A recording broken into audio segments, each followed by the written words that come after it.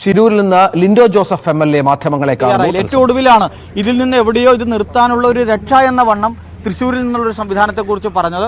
ഞങ്ങൾ ആ ഘട്ടത്തിൽ തന്നെ പറഞ്ഞു, ഞങ്ങൾ സഹായിക്കാം, നിങ്ങൾ റിക്വസ്റ്റ് ചെയ്യുകയാണെങ്കിൽ, നിങ്ങൾ നടപടിക്രമങ്ങൾ പൂർത്തീകരിക്കുകയാണെങ്കിൽ വളരെ വേഗതയിൽ നമ്മൾ എത്തിക്കാനുള്ള നടപടിക്രമം നടത്താം. അപ്പോഴാണ് ടെക്നീഷ്യൻ്റെ കാര്യം പറഞ്ഞത്. ഏതായാലും അവർ അവിടുന്ന് പുറപ്പെട്ടിട്ടുണ്ട്. പക്ഷേ എത്രമാത്രം ഫീസിബിൾ ആകുമെന്നതിനെ സംബന്ധിച്ച് അവർ വന്ന് കഴിഞ്ഞാൽ മാത്രമേ പറയാൻ സാധിക്കൂ. പക്ഷേ അവർ വരുന്നത് വരെ ഞങ്ങളൊക്കെ ഇവിടെ ഉണ്ടാകും, കരയിലുണ്ടാകും എന്നറിയിച്ച ആരും തന്നെ ഇന്ന് കരയിലുമില്ല, ഈ പ്രദേശത്തേ ഇല്ല. ഇങ്ങനൊരു സംഭവം നടന്നു. ഇവിടെ മണ്ണുകൾ കൂനയിട്ട് കിടക്കുന്നത് കൊണ്ട് ഇവിടെയാണ് സ്പോട്ട് എന്ന് പുതുതായി വരുന്ന ഒരാൾക്ക് അനുഭവപ്പെടുമെന്നതിനപ്പുറം ഒന്നുമില്ലാത്ത വിധത്തിലാണ് ഇവിടുത്തെ കാര്യങ്ങൾ നിൽക്കുന്നത്. ഏതായാലും കേരളം ഇപ്പോൾ ആവശ്യപ്പെടുന്നത് ഇത് തുടരണം, നിർത്തരുത് എന്ന അഭ്യർത്ഥന തന്നെയാണ് ഇവിടുത്തെ ഗവൺമെന്റിനോട് ഞങ്ങൾ വളരെ വിനയപൂർവ്വം അഭ്യർത്ഥിക്കുന്നത്. അതുപോലെ യന്ത്രങ്ങൾ, അതായത് പറയുന്ന പോലെ തന്നെ ഈ ഡ്രഡ്ജിങ് യന്ത്രമൊക്കെ കൊണ്ടുവരാൻ ഈ പാലം ബുദ്ധിമുട്ടാണ് എന്നുള്ളതാണ് അവർ ആവർത്തിച്ച് അവരൊരു റീസൺ ആയിട്ട് പറയുന്നത്, എതിരായിട്ട് പറയുന്നത്. അപ്പോൾ അത്തരത്തിൽ നമ്മൾ ഏതെങ്കിലും സാഹചര്യത്തിൽ കേരളത്തിന് ഇവിടേക്ക് ഇത്തരം യന്ത്രങ്ങൾ എത്തിച്ചു നൽകാനുള്ള ഒരു ശ്രമം നമുക്ക് അവരോട് മുന്നോട്ട് വയ്ക്കാൻ കഴിയും? അല്ല, നമ്മൾ അത്തരം കാര്യങ്ങളൊക്കെ നമ്മൾ അവരോട് നേരത്തെ തന്നെ പറഞ്ഞതാണ്.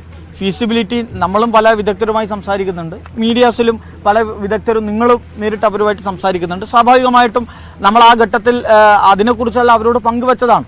ഇവർ ഈ ആശങ്ക പറയുമ്പോൾ അതിനെ മറികടക്കാൻ പറ്റും, സാധ്യതകളുണ്ട് എന്ന് പറയുമ്പോഴെല്ലാം അതിൽ നിന്ന് സ്കിപ്പ് ചെയ്തു പോകുന്ന ഒരു സമീപനമാണ് അവരുടെ ഭാഗത്തുനിന്നുണ്ടായത്.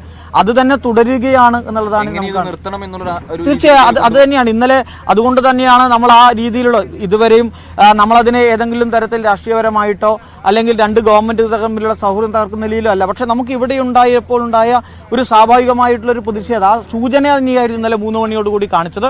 പക്ഷെ പിന്നീട് മന്ത്രിയുമായി ചേർന്ന ചർച്ചയിൽ നമ്മളോട് പറഞ്ഞത് വെള്ളത്തിൽ ഒരു തരത്തിലുള്ള അന്വേഷണവുമില്ല, കരയിൽ നമ്മൾ ഉണ്ടാകും എന്നതാണ്, സംവിധാനങ്ങളൊക്കെ ഉണ്ടാകും, കരയിൽ ആർമി ഉൾപ്പെടെ ഉണ്ടാകുമെന്നാണ് നമ്മളോട് പറഞ്ഞത്. ഇവിടുത്തെ MLAയും മാധ്യമപ്രവർത്തകരോട് സംസാരിച്ചപ്പോൾ പങ്കുവെച്ചത് തന്നെയാണ്. പക്ഷേ ഇന്ന് ഒന്നുമില്ല, സംവിധാനം ഒന്നുമില്ല. പൂർണ്ണമായും ഈ രക്ഷാപ്രവർത്തനം അവസാനിപ്പിച്ചു ഇവിടുത്തെ ജില്ലാ ഭരണകൂടം, അതിന് നേതൃത്വം കൊടുക്കുന്ന സംവിധാനങ്ങൾ എന്നാണ് നമുക്ക് ഇപ്പോൾ കാണാൻ വേണ്ടി സാധിക്കുന്നത്. പൂർണ്ണമായി ഇത് അവസാനിപ്പിക്കുന്ന നമ്മൾ പറഞ്ഞ നിലയിലേക്ക് എത്തി. പക്ഷേ ഈ ഘട്ടത്തിലും കേരളത്തിൻ്റെ അഭ്യർത്ഥന, നിങ്ങളിത് അവസാനിപ്പിക്കരുത്. നാളെ വിദഗ്ധർ വരുന്നുണ്ട്, അത് ഫീസിബിൾ അല്ലെങ്കിൽ പുതിയ സാധ്യത നമുക്ക് ചർച്ച ചെയ്യുക തന്നെ വേണം. പുതിയ സാധ്യത ചർച്ച ചെയ്തുകൊണ്ട് നമുക്ക് ഇത് തുടരണം. ആ അന്വേഷണം അർജുനും അതോടൊപ്പം തന്നെ നമ്മുടെ 3 പേർ അവർക്ക് വേണ്ടിയിട്ടുള്ള കൃത്യമായ അന്വേഷണത്തിലേക്ക് നമുക്ക് കടത്തുക. സാധ്യതകൾ പലതുണ്ട്, ടെക്നോളജി ഉണ്ട്. പക്ഷെ അതൊന്നും അവർക്ക് ഒരു താല്പര്യമില്ലായ്മയോ അതിൽ നിന്ന് സ്കിപ്പ് ചെയ്തു പോകുന്ന ഒരു സാഹചര്യമാണ് പലപ്പോഴും അനുഭവിച്ചത്. ഞങ്ങൾ മാത്രമല്ല, മാധ്യമപ്രവർത്തകർ അനുഭവിച്ചത് തന്നെയാണ്. അത് പൂർണ്ണമായും അത് അവസാനിപ്പിക്കുന്ന വിധത്തിലുള്ള ഒരു ശ്രമം ഇന്നലെ നടത്തി. അത് അവസാനിപ്പിച്ച രീതിയിൽ തന്നെയാണ് ഇന്ന് നമുക്ക് കാണാൻ സാധിക്കുന്നത്.